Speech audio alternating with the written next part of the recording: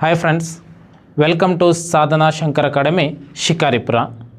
ಈ ನಮ್ಮ ಒಂದು ಸಾಧನಾ ಶಂಕರ್ ಅಕಾಡೆಮಿಯಿಂದ ನಾವು ನಡೆಸ್ತಕ್ಕಂಥ ಕ್ಲಾಸಸ್ ಬಂದುಬಿಟ್ಟು ನಿಮಗೆ HSTR ಬಗ್ಗೆ, GPSTR, PSTR, Karnataka TET, 10th class ಹಾಗೂ ಜನರಲ್ ಸೈನ್ಸ್ ಮತ್ತು ಇದರ ಜೊತೆಗೆ ನಮ್ಮಲ್ಲಿ ಈ ಒಂದು ಸಾಧನಾ ಶಂಕರ್ ಅಕಾಡೆಮಿಯಲ್ಲಿ ಕರ್ನಾಟಕ ಸರ್ಕಾರ ಗೌರ್ಮೆಂಟಿಂದ ಏನು ನಡೆಸ್ತಾರೆ, KPSC ಆಗಿರ್ಬೋದು, KE ಅಂಡರ್ಸ್ ಆಗಿರ್ಬೋದು, ಮತ್ತು ಒಂದಿಷ್ಟು ಬ್ಯಾಂಕಿಂಗ್ ಎಕ್ಸಾಮ್ಸ್ಗಳ ಬಗ್ಗೆನೂ ಕೂಡ ನಾವಿಲ್ಲಿ ಕ್ಲಾಸಸ್ಸನ್ನು ನಡೆಸ್ತೇವೆ. ಜೊತೆಗೆ ಸೆಂಟ್ರಲ್ ಗೌರ್ಮೆಂಟ್ ಕೇಂದ್ರದಿಂದ ನಡೆಸ್ತಕ್ಕಂಥ ಎಲ್ಲ ಕಾಂಪಿಟೇಟಿವ್ ಎಕ್ಸಾಮ್ಸ್ ಕ್ಲಾಸಸ್ಸನ್ನು ನಾವಿಲ್ಲಿ ಮಾಡಿಕೊಡ್ತೇವೆ.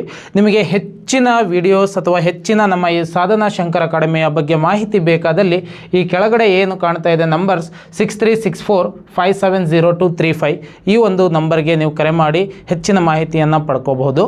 ಸೊ ನನ್ನ ಹೆಸರು ಬಂದುಬಿಟ್ಟು ಅಭಿಲಾಷ್. ನಾನು ಮ್ಯಾಥಮೆಟಿಕ್ಸ್ ಕ್ಲಾಸ್ ಬಗ್ಗೆ ನಿಮಗೆ ಒಂದಿಷ್ಟು ಚಾಪ್ಟರ್ಸ್ ಬಗ್ಗೆ ಮಾಹಿತಿಯನ್ನು ಕೊಡ್ತಾ ಹೋಗ್ತೇನೆ. ಮೊದಲಿಗೆ ಸೆಟ್ಸ್ ಅನ್ನೋ ಒಂದು ಟಾಪಿಕನ್ನು ತಗೊಳ್ಳೋಣ ನಾವು. ಸೊ ಈಗ ಸೆಟ್ ಥಿಯರಿ, HSTR ಅಲ್ಲ, ಸೆಟ್ ಥಿಯರಿ ಬಗ್ಗೆ ನಾವು ಒಂದಿಷ್ಟು ಕ್ವಶನ್ಸ್ಗಳನ್ನು ನೋಡ್ತಾ ಹೋಗ್ತೇವೆ ನಾವಿಲ್ಲಿ. ಸೊ ಈಗ ಸೆಟ್ಸ್ ಅನ್ನೋ ಒಂದು ಟಾಪಿಕ್ನಲ್ಲಿ ಒಂದಿಷ್ಟು ಬೇಸಿಕ್ ಕಾನ್ಸೆಪ್ಟ್, ಬೇಸಿಕ್ ಲೆವೆಲ್ ನಾವು ತಿಳ್ಕೋಬೇಕಾಗಿರ್ತಕ್ಕಂಥದ್ದು ತುಂಬಾ ಇದೆ ಈ ಬೇಸಿಕ್ ಸೆಟ್ಸ್ ಅಂತಕ್ಕಂಥದ್ದು. ಸೊ ಡೆಫಿನೇಷನ್ಸನ್ನು ನೋಡ್ತಾ ಹೋಗೋಣ ನಾವೀಗ. ಫಸ್ಟಿಗೆ ಸೆಟ್ಸ್ ಬಗ್ಗೆ ನೋಡಿ. ಈ ಸೆಟ್ ಅಂತಕ್ಕಂಥದ್ದು, set is a well defined collection of objects ಅಂತ ಹೇಳಿ ನಾನು ಬರೆದಿದ್ದೀನಿ. ಇಲ್ಲಿ collection of objects, the objects of the set ಅಂತ ಇದೆ. ಓಕೆ, ಈ ಕಲೆಕ್ಷನ್ ಆಫ್ ಆಬ್ಜೆಕ್ಟ್ಸ್ಗೆ ಯಾಕೆ ಇಲ್ಲಿ ಬೇರೆ ಕಲರನ್ನು ಮಾಡಿದ್ದೀವಿ? ನಮ್ಮ ಒಂದು ಜೀವನದ ಒಂದು ಉದಾಹರಣೆಯನ್ನು ನಾನು ಕೊಡ್ತೇನೆ ನಿಮಗೆ. ನಾವು ಹೈಯರ್ ಎಜುಕೇಷನ್ಸ್ನಲ್ಲಿ ಹೋಗಬೇಕಾದ್ರೆ ಸಣ್ಣವರಿದ್ದಾಗಲೇ ನಾವು ಒಂದಿಷ್ಟು ಮೋಟಿವೇಟರ್ಸ್ ಅಂತ ಹೇಳಿ ಮಾರಲ್ ಆಗಿ ಫಿಲ್ಮ್ ಹೀರೋ ಆಗಿರ್ಬೋದು, ಸೈಂಟಿಸ್ಟ್ ಆಗಿರ್ಬೋದು, ಕ್ರಿಕೆಟರ್ಸ್ ಆಗಿರ್ಬೋದು, ರಿಸರ್ಚ್ ಏರಿಯಾದಲ್ಲಾಗಿರ್ಬೋದು, ಬಿಸ್ನೆಸ್ ಮ್ಯಾನ್ಗಳಾಗಿರ್ಬೋದು, ಯಾರಿಗಾದರೂ ಒಂದಿಷ್ಟು ಮಾರಲ್ ಆಗಿ ನಾವು ತಗೋತಾ ಹೋಗ್ತೇವೆ ನಮ್ಮ ಜೀವನಕ್ಕೆ. ಹಾಗೆ ಅಲ್ಲಿ ನಾವು ಎಲ್ಲರನ್ನೂ ಮಾರಲ್ ಆಗಿ ತಗೊಳ್ಳೋದಿಲ್ಲ ಅಲ್ವಾ? ಯಾರು ಸಾಧನೆಯನ್ನು ಮಾಡಿರ್ತಾರೆ ಅವರನ್ನು ಮಾತ್ರ ಮಾರಲ್ ಆಗಿ ನಾವು ತಗೋತೇವೆ. ಹಾಗೆ ಈ ಸೆಟ್ ಅನ್ನೋದು ಹೇಳೋದು ಇಷ್ಟೇ, collection of well defined objects ಅಂತ ಹೇಳುತ್ತೆ. ವೆಲ್ ಡಿಫೈನ್ಡ್ ಆಬ್ಜೆಕ್ಟ್ಸ್, ಒಂದು ಒಳ್ಳೆಯ ನಂಬರ್ಸ್, ಒಳ್ಳೆಯ ಒಂದು ಆಬ್ಜೆಕ್ಟ್ಗಳನ್ನು ಹೇಳುತ್ತೆ ನಮಗೆ. ಸೊ ಇದನ್ನು ನಾವೇನಂತ ಕರಿತೀವಿ? ಸೆಟ್ಸ್ ಅಂತ ಹೇಳಿ ನಾವು ಕರಿತೀವಿ. ಜೊತೆಗೆ ಈ ಸೆಟ್ ಅಂತಕ್ಕಂಥದ್ದು ಇಂಗ್ಲೀಷ್ನಲ್ಲಿ ಆಲ್ಫಾಬೆಟ್ಸು ಎಲ್ರಿಗೂ ಗೊತ್ತಿದೆ. ನಾವು ಆಲ್ಫಾಬೆಟ್ಸನ್ನು ಕ್ಯಾಪಿಟಲ್ ಲೆಟರ್ ಮತ್ತು ಸ್ಮಾಲ್ ಲೆಟರ್ನಲ್ಲಿ ರಿಪ್ರೆಸೆಂಟ್ ಮಾಡ್ತೇವೆ. A, B, C, D, ಜೊತೆಗೆ ಎಲ್ಲವರೆಗೂ Z ಅಂತ ಹೇಳಿ. ಅದೇ ಆಲ್ಫಾಬೆಟ್ಸನ್ನು ನಾವು ಸ್ಮಾಲ್ ನಂಬರ್ಸ್ನಲ್ಲಿ, ಸ್ಮಾಲ್ ಲೆಟರ್ಸ್ನಲ್ಲಿ ಕೂಡ ಡಿಫೈನ್ ಮಾಡ್ತೇವೆ. A, B, C, D, so ಎಲ್ಲಿವರೆಗೂ Z ವರೆಗೂ. ಡಿಫ್ರೆನ್ಸ್ ಇಷ್ಟೇ ಇವೆರಡಕ್ಕೂ ಇಲ್ಲಿ ಸೆಟ್ ಅನ್ನೋ ಒಂದು ಚಾಪ್ಟರ್ನಲ್ಲಿ. ನೋಡಿ ಇಲ್ಲಿದೆ, a set is usually denoted by capital letters. ನೋಡಿ, ಸೆಟ್ಟನ್ನು ನಾವು ಯೂಶಲಿ ಒಂದು ನಾಮಕರಣ, ಒಂದು ಮಗುಗೆ ಹೇಗೆ ನಾಮಕರಣ ಮಾಡ್ತೇವೋ ಹಾಗೆ ಸೆಟ್ಟನ್ನು ನಾವು ಒಂದು ಕ್ಯಾಪಿಟಲ್ ಲೆಟರಿಂದ ಡಿನೋಟ್ ಮಾಡ್ತಾ ಹೋಗ್ತೇವೆ. ಕ್ಯಾಪಿಟಲ್ ಲೆಟರ್ ಆಲ್ಫಾಬೆಟ್ಸಿಂದ ನಾವು ಡಿನೋಟ್ ಮಾಡ್ತಾ ಹೋಗ್ತೇವೆ. Okay, and while elements are denoted by small letters ಅಂತ ಇದೆ ಅಲ್ವಾ? ನಮಗೆ ಎಲ್ಲ ಎಲಿಮೆಂಟ್ಸ್ಗಳನ್ನು ಅದರಿಂದ ಡಿನೋಟ್ ಮಾಡ್ತೀವಿ. ಆ ಸೆಟ್ ಒಳಗಡೆ ಬರುತ್ತಲ್ವ ನಂಬರ್ಸು, ನೇಮು, ಫ್ರೂಟ್ಸ್, ಕಾರ್ಸ್, ಏನೇ ನಾವು ಒಂದಿಷ್ಟು ಎಲಿಮೆಂಟ್ಸ್ಗಳನ್ನು ತಗೊಳ್ಳೋದಾದರೂ ಕೂಡ ಅವೆಲ್ಲದೂ ಕೂಡ ಏನಾಗಿರುತ್ತೆ? ಸ್ಮಾಲ್ ಲೆಟರ್ಸ್ ಆಗಿರುತ್ತೆ ಅಲ್ವಾ? ನಮಗೆ ಈ ಸೆಟ್ಸನ್ನು ಒಂದು ಫ್ಲವರ್ ಬ್ರಾಕೆಟಿಂದ ನಾವು ರಿಪ್ರೆಸೆಂಟ್ ಮಾಡ್ತೇವೆ. ಗೊತ್ತಿರಲಿ, ಬ್ರಾಕೆಟ್ಸ್ಗಳಲ್ಲಿ ಸುಮಾರು ವಿಧದ ಬ್ರಾಕೆಟ್ಸ್ಗಳಿದೆ. ಯಾವುದ್ಯಾವುದು? ಓಪನ್ ಬ್ರಾಕೆಟ್ಸ್ ಇದೆ ಅಲ್ವಾ, ಕ್ಲೋಸ್ಡ್ ಬ್ರಾಕೆಟ್ಸ್ ಇದೆ, ಜೊತೆಗೆ ಇನ್ನರ್ ಪ್ರಾಡಕ್ಟ್ ಅಂತ ಹೇಳಿ ಈ ಥರ ಬ್ರಾಕೆಟ್ಸ್ಗಳನ್ನು ಬರಿತೀವಿ ನಾವು. ಜೊತೆಗೆ ಫ್ಲವರ್ ಬ್ರಾಕೆಟ್ ಅಂತ ಹೇಳಿ ಬರಿತೇವೆ ನಾವು. ಸೆಮಿ ಓಪನ್, ಸೆಮಿ ಕ್ಲೋಸ್ಡ್ ಬರಿತೇವೆ, semi closed, semi open bracket ಅಂತ ಹೇಳಿ ಬರಿತೇವೆ ನಾವು ಅಲ್ವಾ?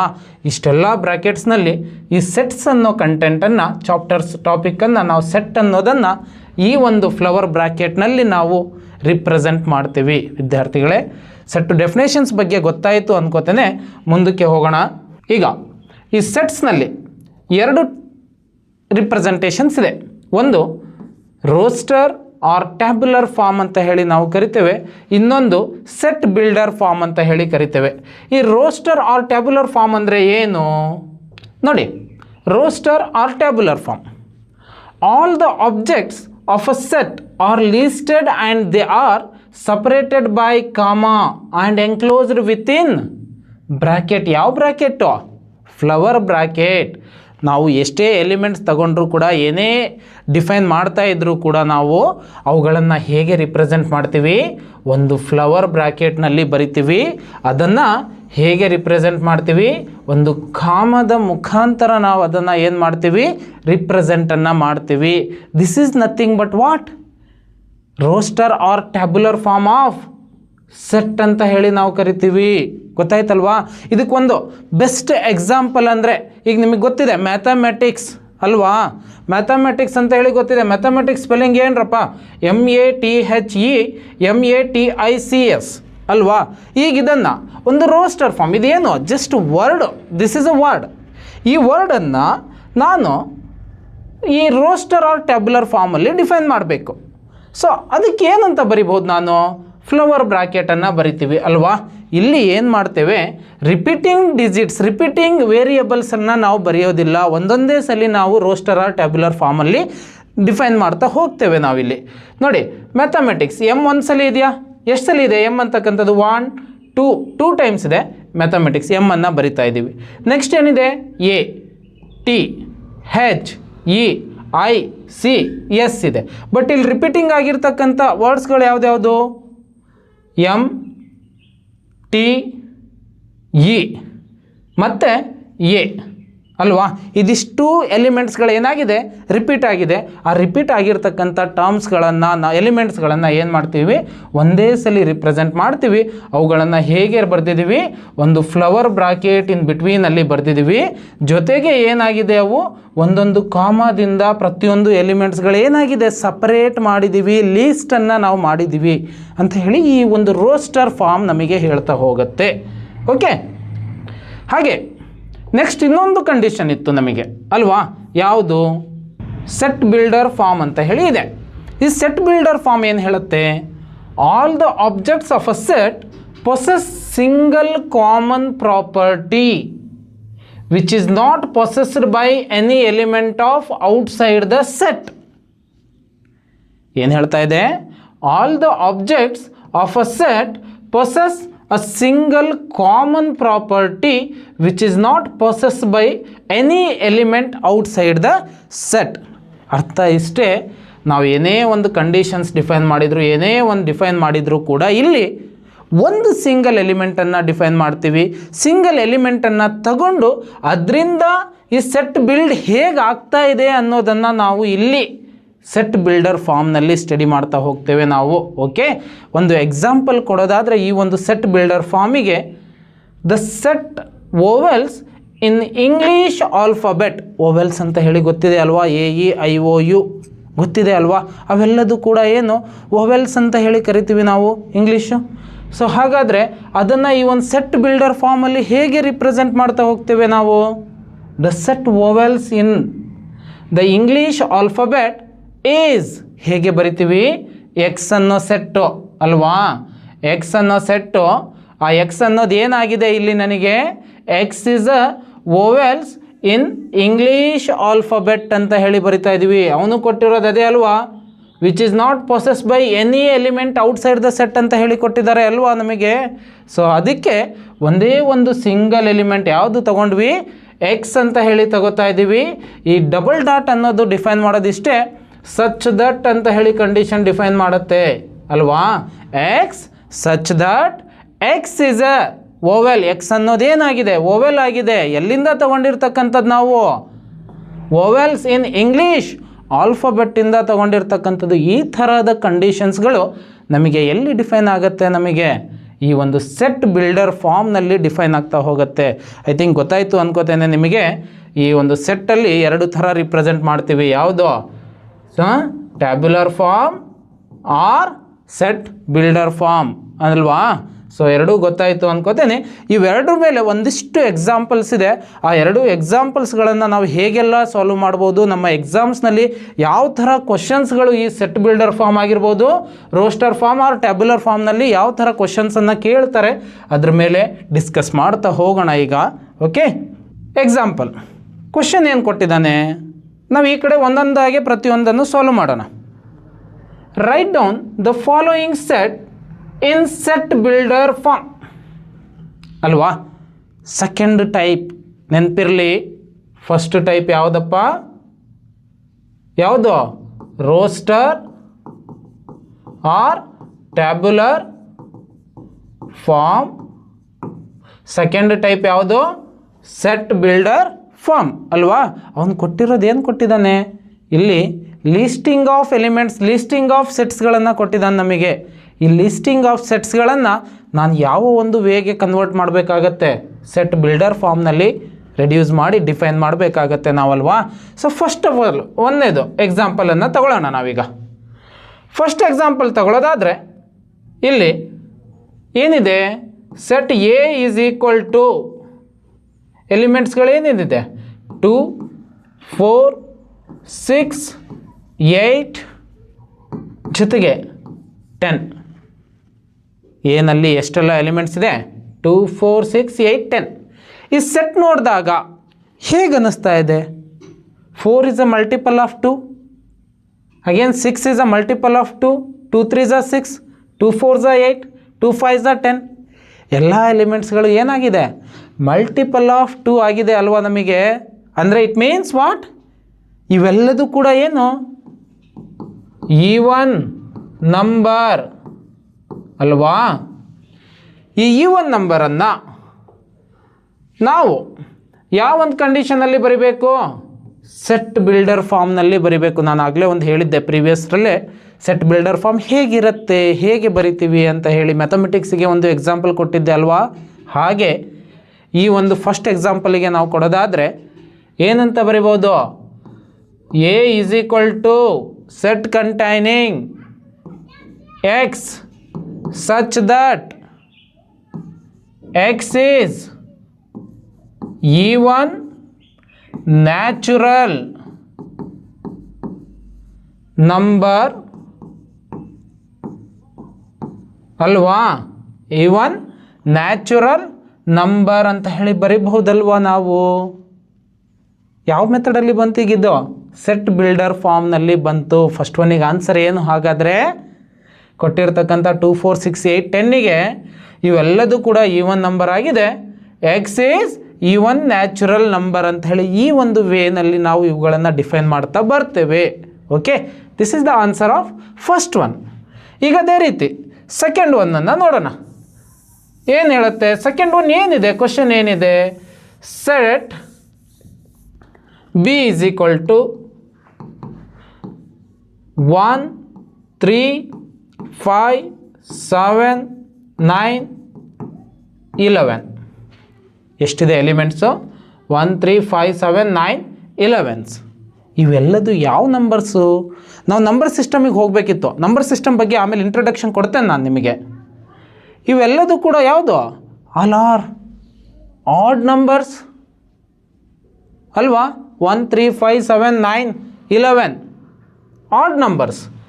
ಹಾಗಾದರೆ ಈ ಆಡ್ ನಂಬರ್ಸನ್ನು ನಾವು ಹೇಗೆ ಬರಿಬಹುದು, ಒಂದು ಸೆಟ್ ಬಿಲ್ಡರ್ ಫಾರ್ಮ್ನಲ್ಲಿ B is equal to set containing flower bracket ಬರಿಬೇಕು, x such that x is odd natural numbers ಅಲ್ವಾ. ಸರ್ ಯಾಕೆ ನ್ಯಾಚುರಲ್ ನಂಬರ್ಸನ್ನು ಸೇರಿಸ್ತಾ ಇದ್ದೀರಾ, ಆಡ್ ನಂಬರ್ಸ್ ಅಂತ ಹೇಳಿ ಅಷ್ಟೇ ಹೇಳ್ಬೋದಲ್ವಾ. So your question okay, but natural numbers ಅಂದ ತಕ್ಷಣ ಯಾವುದು, ಆಲ್ ಪಾಸಿಟಿವ್ ನಂಬರ್ಸ್ ಎಲ್ಲದೂ ಕೂಡ ಅಲ್ವಾ. 1 2 3 4 5 6 7 ಅಪ್ ಟು ಎಲ್ಲುವರೆಗೂ ಪ್ಲಸ್ ಇನ್ಫಿನಿಟಿವರೆಗೂ ಅಲ್ವಾ ನಮಗೆ. ಸೊ ಬರಿಬೋದು, ಬರೆಯೋದ್ರಲ್ಲಿ ತಪ್ಪೇನಿದೆ, ಆಪ್ಷನ್ಸ್ನಲ್ಲಿ ಹೀಗೂ ಕೊಡ್ಬೋದಲ್ವಾ. ಎಕ್ಸ್ ಇಸ್ ಆಡ್ ನಂಬರ್ ಅಂತ ಕೊಡ್ಬೋದು, ಆರ್ ಆಡ್ ನ್ಯಾಚುರಲ್ ನಂಬರ್ಸ್ ಅಂತಲೂ ಕೊಡ್ಬೋದು ನಮಗೆ. We can write it as. So this is the answer of second question. ಮುಗೀತು, ಗೊತ್ತಾಯ್ತಲ್ವಾ ಇದು. ಸೊ ನೆಕ್ಸ್ಟ್ ಥರ್ಡ್ ಒನ್ನಿಗೆ ಹೋಗೋಣ. ಥರ್ಡ್ ಒನ್ ಏನಿದೆ ಕ್ವಶನ್ಸ್ ನಮಗೆ, P is equal to A comma E comma I comma O ಕಾಮ ಯು. ಇವೆಲ್ಲದೂ ಕೂಡ ಏನು ವೋವೆಲ್ಸ್. ಎಲ್ಲಿಂದ ತಗೊಂಡಿದ್ದೀವಿ? ಇಂಗ್ಲೀಷ್ ಆಲ್ಫಾಬೆಟ್ಟಿಂದ ತಗೊಂಡಿದ್ದೀವಿ. Yes or no? ಹಾಗಾದರೆ ಇದನ್ನು ಒಂದು ಸೆಟ್ ಬಿಲ್ಡರ್ ಫಾರ್ಮಲ್ಲಿ ಹೇಗೆ ಬರಿತೇವೆ ನಾವು? See, P is equal to set containing x such that x is a vowel which belongs to, ಎಲ್ಲಿಂದ? belongs to English alphabet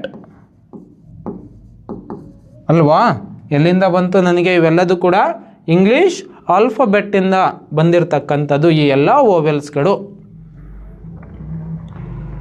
I think ಗೊತ್ತಾಯಿತು ಅಂದ್ಕೋತೇನೆ ಅಲ್ವಾ? ಸೊ ತುಂಬ ಈಸಿ ಇವೆಲ್ಲದೂ ಕೂಡ, ಯಾವುದೂ ಕಷ್ಟ ಅಲ್ಲ. ನಾವು ಏನು ಡೈಲಿ ಲೈಫಲ್ಲಿ ನಂಬರ್ಸ್ಗಳನ್ನು ಯೂಸ್ ಮಾಡ್ತೀವಿ, ಕೆಲವೊಂದು ಇಂಗ್ಲೀಷ್ ವರ್ಡ್ಸ್ಗಳನ್ನು ಯೂಸ್ ಮಾಡ್ತೀವಿ, ಅವುಗಳೇ ಇರೋದಿಲ್ಲೆಲ್ಲ ನಮಗೆ. ಸೊ ಅವನ್ನೇ ನಾವು ಎಲ್ಲಿಂದ ಬಂತು, ಆ ನಂಬರ್ ಏನು ಡಿಫೈನ್ ಮಾಡ್ತಾ ಇದೆ ಅನ್ನೋದನ್ನು ನಾವು ಬರಿಬೇಕಷ್ಟೇ ಇಲ್ಲಿ. ಓಕೆ. ಸೊ ಈಗ ನೆಕ್ಸ್ಟು ಫೋರ್ತ್ ಒನ್, ಡಿ ಏನು ಕೊಟ್ಟಿದ್ದಾನೆ? Q is equal to set containing 1, 4, 9, 16, 25 ಅಂತ ಹೇಳಿ ಕೊಟ್ಟಿದ್ದಾನೆ ನಮಗೆ. ಸಿ, ಇಲ್ಲಿರ್ತಕ್ಕಂಥ ನನಗಂತೂ ಯಾವ ಥರ ಕಾಣ್ತಾ ಇದೆ ಅಂದರೆ, ಇವೆಲ್ಲದೂ ಕೂಡ ಸ್ಕ್ವೇರ್ ನಂಬರ್ಸ್ಗಳು ತಾನೇ ನಮಗೆ. ಹಾಗಾದರೆ ನಾನು ಇದೇ ಕ್ಯೂ ಸೆಟ್ಟನ್ನು ಇದು ಈ ರೀತಿಯೂ ಬರಿಬಹುದಾ? 1 ಸ್ಕ್ವೇರ್, 1 1 ಸ್ಕ್ವೇರ್ ಅಂತ ಹೇಳಿ ಬರಿಬೋದು, 4 2 ಸ್ಕ್ವೇರ್ ಅಂತ ಹೇಳಿ ಬರಿಬೋದು, 9 3 ಸ್ಕ್ವೇರ್ ಅಂತ ಹೇಳಿ ಬರಿಬೋದು, 16 is equal to what? 4 square, 25 is equal to what? 5 square. ಅವನು ಅಪ್ ಟು 5 ಎಲಿಮೆಂಟ್ಸ್ ಕೊಟ್ಟಿದ್ದಾನೆ. ಸೊ 5 ಎಲಿಮೆಂಟ್ಸನ್ನು ಡಿಫೈನ್ ಮಾಡಿದ್ದೀವಿ. ಹಾಗಾದರೆ ನಾನು ಏನಂತ ಬರಿಬೋದು ಇದನ್ನು? ಕ್ಯೂನಲ್ಲಿ ಇರ್ತಕ್ಕಂಥ set belongs to what? n square numbers ಅಲ್ವಾ? x such that q is equal to set containing x. x is belongs to what? n square, but n belongs to ಎಲ್ಲುವರೆಗೂ ಡಿಫೈನ್ ಆಗಿರ್ತಕ್ಕಂಥದ್ದು ನನಗೆ up to 25 is nothing but what? n is less than or equal to 5 define ಮಾಡಬಹುದು. 5ಗಿಂತ ಕೆಳಗಡೆ ಇದೆ, 5 including 5 ಇದೆ. Okay, it means this is. ಈಗ last ಇನ್ನೊಂದಿದೆ. ಇದೇ ಒಂದು ಎಕ್ಸಾಂಪಲ್ಲು, ಒಂದು ಸೆಟ್ ಬಿಲ್ಡರ್ ಫಾರ್ಮಲ್ಲಿ ನಾವು ಬರೆಯೋದಕ್ಕೆ. ನೋಡಿ, ಎಕ್ಸ್ ಇಸ್ ಈಕ್ವಲ್ ಟು ಏನು ಕೊಟ್ಟಿದ್ದಾನೆ ನಿಮಗೆ? Set containing 2, 3, 5, 7, 11, 13 and so on. ನೋಡಿ, ಎಲ್ಲ ಡಾಟ್ಸ್ ಇದೆ. Dots is nothing but what? ಮತ್ತೆ ಮುಂದಕ್ಕೆ ಇದೆ ನಂಬರ್ಸ್ಗಳು ಅಲ್ವಾ? ಇಲ್ಲಿ ನೋಡಿ, 2 ಕನ್ಸಿಡರ್ ಮಾಡ್ಕೊಳ್ಳೋಣ. ಇಲ್ಲೆಲ್ಲ ಇರ್ತಕ್ಕಂಥ ನಂಬರ್ಸ್ಗಳು ಏನಿದೆ? ಪ್ರೈಮ್ ನಂಬರ್ಸ್ ಅಲ್ವೇನ್ರೋ? It divides itself and 1 only is nothing but 2 divides other than any elements except 1? No. 3 other than 1? No. 3 itself, 5 itself, 7 itself, 11 itself, 13 itself ಅಲ್ವಾ? So ಹಾಗಾಗಿ ನಾವೇನು ಬರಿಬೋದು? ಇಲ್ಲಿ ಕೊಟ್ಟಿರ್ತಕ್ಕಂಥ numbers ಎಲ್ಲ ಯಾವುದು? ಇವೆಲ್ಲದೂ ಕೂಡ prime ನಂಬರ್ಸ್ಗಳಾಗಿದೆ. So ಹಾಗಾಗಿ ಯಾವ ಥರ ಬರೀತೀರಾ ಇದನ್ನು? ಒಂದು ಸೆಟ್ ಬಿಲ್ಡರ್ ಫಾರ್ಮಲ್ಲಿ ಬರೆಯೋದಾದರೆ ನಾವು x is equal to set containing x such that x is prime numbers ಅಲ್ವಾ?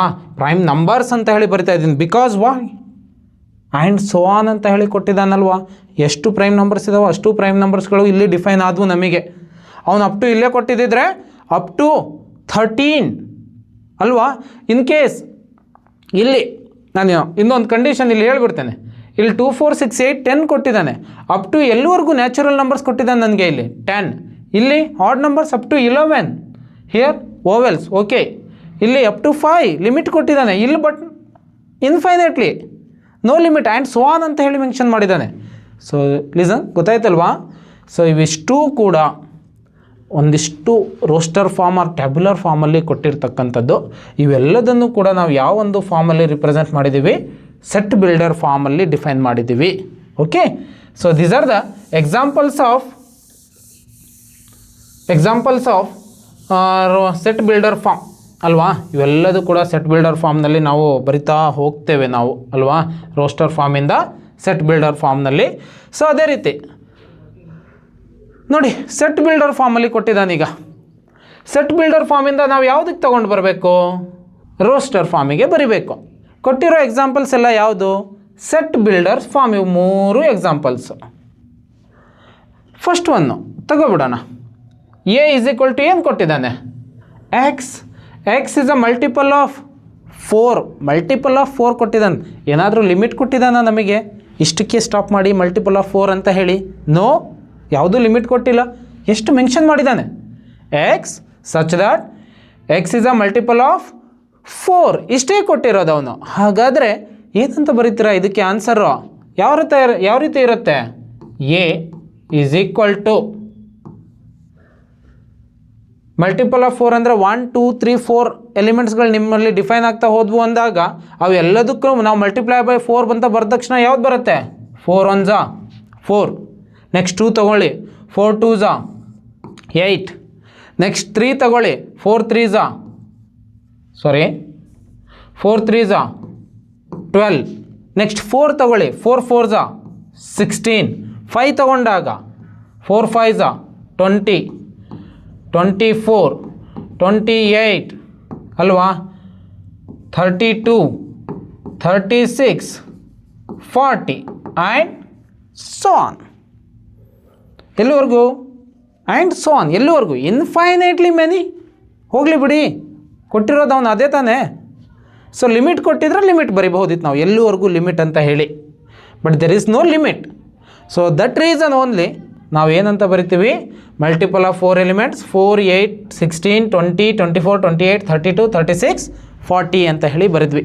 ಕ್ಲಿಯರ್, ಗೊತ್ತಾಯ್ತಲ್ವಾ. ಸೊ ಒಂದು ಸೆಟ್ ಬಿಲ್ಡರ್ ಫಾರ್ಮಿಂದ ರೋಸ್ಟರ್ ಫಾರ್ಮಿಗೆ ಈ ರೀತಿ ನಾವು ಡಿಫೈನ್ ಮಾಡಬೇಕು. ಸೊ ಅದೇ ರೀತಿ ನೆಕ್ಸ್ಟ್ ಸೆಕೆಂಡ್ ಎಕ್ಸಾಂಪಲನ್ನು ತಗೊಳ್ಳೋಣ. ಏನು ಕೊಟ್ಟಿದ್ದಾನಪ್ಪ, B is equal to x, but x is a word of science ಅಂತ ಹೇಳಿ ಕೊಟ್ಟಿದ್ದಾನೆ ನಮಗೆ. ನಾನು ಫಸ್ಟ್ ಐ ಥಿಂಕ್ ರೋಸ್ಟರ್ ಫಾರ್ಮ್ನಲ್ಲೇ ಇದೇ ಥರದ್ದು ಒಂದು ಎಕ್ಸಾಂಪಲ್ ಕೊಟ್ಟೆ ನಾನು ನಿಮಗೆ, ಮ್ಯಾಥಮೆಟಿಕ್ಸ್ ಅನ್ನೋದನ್ನು. ಬಟ್ ಇಲ್ಲೇನಿದೆ, ಸೈನ್ಸ್ ಅನ್ನೋದಿದೆ. ಸೈನ್ಸ್ ಅನ್ನೋದಕ್ಕೆ ನಾವು ರೋಸ್ಟರ್ ಫಾರ್ಮಲ್ಲಿ ಹೇಗೆ ಬರಿತೀವಿ ಈ ಒಂದು ಸೆಟ್ ಬಿಲ್ಡರ್ ಫಾರ್ಮಿಂದ ನೋಡಿ. ಇಲ್ಲಿ ರಿಪೀಟಿಂಗ್ ಡಿಜಿಟ್ಸ್ ಯಾವುದ್ಯಾವುದು, ಅವೆಲ್ಲ ಡಿಜಿಟ್ಸನ್ನು ನಾವು ಒಂದೊಂದು ಸಲ ಮಾತ್ರ ರಿಪ್ರೆಸೆಂಟ್ ಮಾಡಬೇಕಾಗತ್ತೆ. ನೋಡಿ, ಸೈನ್ಸ್ ಏನಿದೆ, S C I E N C E. Okay, ಇಲ್ಲಿ ನೋಡಿ, ಸಿ ಅನ್ನೋದು ಏನಾಗಿದೆ, ರಿಪೀಟ್ ಆಗಿದೆ. ಮತ್ತೆ ಯಾವ್ದು ರಿಪೀಟ್ ಆಗಿದೆ, ಇ ಅನ್ನೋ ಟರ್ಮ್ ರಿಪೀಟ್ ಆಗಿದೆ. ಸೊ ಈ ರಿಪೀಟಿಂಗ್ ಡಿಜಿಟ್ಸನ್ನು ಸಿಂಗಲ್ ಟೈಮ್ ನಾವು ಬರೆಯೋದಾದರೆ ಈ ಒಂದು ರೋಸ್ಟರ್ ಫಾರ್ಮ್ನಲ್ಲಿ ಯಾವ ಥರ ಸೆಟ್ ಬರೀತೀರಾ, B is equal to set containing elements ಯಾವುದ್ಯಾವುದು, S C S comma C comma I comma single time E ಅನ್ನು ಬರೆಯೋದಾಗ ಇ ಎನ್ ಅಲ್ವಾ. ಸೊ ಈ ಥರ ನಾವು ಡಿಫೈನನ್ನು ಮಾಡ್ತಾ ಹೋಗ್ತೇವೆ ಅಲ್ವಾ. ಸೊ ನೋಡಿ, ಇಲ್ಲಿದೆ ಸೈನ್ಸನ್ನು ಯಾವ ಥರ ಬರೆದ್ವಿ, ಒಂದು ರೋಸ್ಟರ್ ಫಾರ್ಮ್ನಲ್ಲಿ S C I E N ಅಲ್ವಾ. ರಿಪೀಟಿಂಗ್ ಡಿಜಿಟ್ಸನ್ನು ಜಸ್ಟ್ ಒನ್ ಟೈಮನ್ನು ರಿಪ್ರೆಸೆಂಟ್ ಮಾಡಿದ್ದೀವಿ ನಾವು. So this is an answer of second example. Next third ಒನ್ನಿಗೆ ಹೋಗೋಣ. ಏನು ಕೊಟ್ಟಿದ್ದಾನೆ third one? P is equal to set containing X is the name of month starting with ಯಾವ ಲೆಟರ್ ಕೊಟ್ಟಿದ್ದಾನೆ ನಮಗೆ? J. ಈಗ ಮಂತ್ಸ್ ಗೊತ್ತಿದೆ, 1 ಇಯರಿಗೆ ಎಷ್ಟು ಮಂತು? 12 ಮಂತ್ಸ್. ಆ 12 ಮಂತ್ಸ್ನಲ್ಲಿ ಜೆ ವರ್ಡಿಂದ ಸ್ಟಾರ್ಟ್ ಆಗ್ತಕ್ಕಂಥ ಮಂತ್ಗಳು ಅವೇನಾಗಿ ಡಿಫೈನ್ ಆಗ್ತಾ ಇದೆ? ಎಕ್ಸ್ ಎಲಿಮೆಂಟ್ ಆಗಿ ಡಿಫೈನ್ ಆಗ್ತಾ ಇದೆ. ಅವನ್ನ ನಾವು ಯಾವ ಫಾರ್ಮಲ್ಲಿ ಬರಿಬೇಕು? ರೋಸ್ಟರ್ ಫಾರ್ಮ್ನಲ್ಲಿ ರಿಪ್ರೆಸೆಂಟ್ ಮಾಡಬೇಕು ನಾವೀಗ. So January, February, March, April, May, June, July, August, September, October, November, December. ಇದ್ರ ಈ 12 ಮಂತ್ಸ್ ಒಳಗಡೆ 3 ಮಂತ್ಸ್ ಜೆ ಇಂದ ರಿಪೀಟ್ ಆಗುತ್ತೆ. ಯಾವುದ್ಯಾವುದು ಹಾಗಾದರೆ? P is equal to January. February ಹೌದಾ? ಜೆ ಇಂದ ಸ್ಟಾರ್ಟ್ ಆಗ್ತಕ್ಕಂಥದ್ದು? No. March? No. M, it starts from M. April, it starts from A. May, it starts from M. June, again June, it starts from J. So J ಬರಿಬಹುದಾ June ಅಂತ ಹೇಳಿ? July, again it starts from J. July. August, it starts from A. September, it starts from S. October, it starts from O. November, it starts from N. December, it starts from D. ಹಾಗಾದರೆ ನಮಗೆ repeat ಆಗಿದ್ದು ಯಾವುದ್ಯಾವುದಪ್ಪ? J ಇಂದ ಯಾವುದ್ಯಾವುದು? John, June, July ಅಲ್ವಾ? So this is the answer of third one. ಈ ಥರ questions ಕೇಳಿದಾಗ ನಾವು ಒಂದಿಷ್ಟು ಲಾಜಿಕಲಿನೂ ಕೂಡ ಯೋಚನೆ ಮಾಡಬೇಕಾಗತ್ತೆ. ಒಂದಿಷ್ಟು ನಮ್ಮ ಮೈಂಡಿಗೂ ಕೂಡ ನಾವು ಕೆಲಸ ಕೊಡಬೇಕಾಗತ್ತೆ. ನಮ್ಮ ಮೈಂಡಿಗೆ ಕೆಲಸ ಕೊಟ್ಟು ನಾವು ಆನ್ಸರನ್ನು ಹುಡುಕಾಡಬೇಕು. ಆವಾಗಲೇ ಕೂಡ ನಮಗೆ ಸಕ್ಸಸ್ ಸಿಗ್ತಕ್ಕಂಥದ್ದು. ನಾವು ಎಷ್ಟು ಶ್ರಮ ಪಡ್ತೇವೆ, ಎಷ್ಟು ಕಷ್ಟಪಟ್ಟು ಓದ್ತೇವೋ ಅಷ್ಟು ನಮ್ಮ ಜೀವನ ತುಂಬಾ ಚೆನ್ನಾಗಿರುತ್ತೆ. ಸ್ವಲ್ಪ ಹಾರ್ಡ್ ವರ್ಕ್ ಮಾಡಿ ಎಲ್ಲರೂ ಕೂಡ. ಸೊ ಈಗ ನೆಕ್ಸ್ಟು, ಈಗ ನಿಮಗೆ ಒಂದಿಷ್ಟು ಎಕ್ಸಾಂಪಲ್ಸ್ಗಳು ಗೊತ್ತಾಗಿದೆ. ಒಂದು ಸೆಂಟೆನ್ಸ್ ಫಾರ್ಮ್ನಲ್ಲಿ ಕೊಟ್ಟಾಗ, ಒಂದು ಸೆಟ್ ರೋಸ್ಟರ್ ಫಾರ್ಮ್ನಲ್ಲಿ ಕೊಟ್ಟಾಗ ಹೇಗೆ ನಾವು ಸೆಟ್ ಬಿಲ್ಡರ್ ಫಾರ್ಮ್ನಲ್ಲಿ ಬರಿಬೋದು, ಜೊತೆಗೆ ರೋಸ್ಟರ್ ಫಾರ್ಮಲ್ಲಿ ಹೇಗೆಲ್ಲ ನಾವು ಬರಿಬೋದು ಅನ್ನೋದನ್ನು ನಿಮಗೆ ಗೊತ್ತಾಗಿದೆ ಅಂತ ಹೇಳಿ ಅಂದ್ಕೋತೇನೆ. ಇವತ್ತಿನ ಕ್ಲಾಸನ್ನು ಮುಗಿಸ್ತಾ ಇದ್ದೀನಿ. ಇದ್ರ ಕಂಟಿನ್ಯೂಯೇಷನ್ ಮತ್ತೆ ಮುಂದಿನ ಕ್ಲಾಸಲ್ಲಿ ಮತ್ತೆ ಹೇಳ್ತಾ ಹೋಗ್ತೇನೆ. Thank you and thank you so much.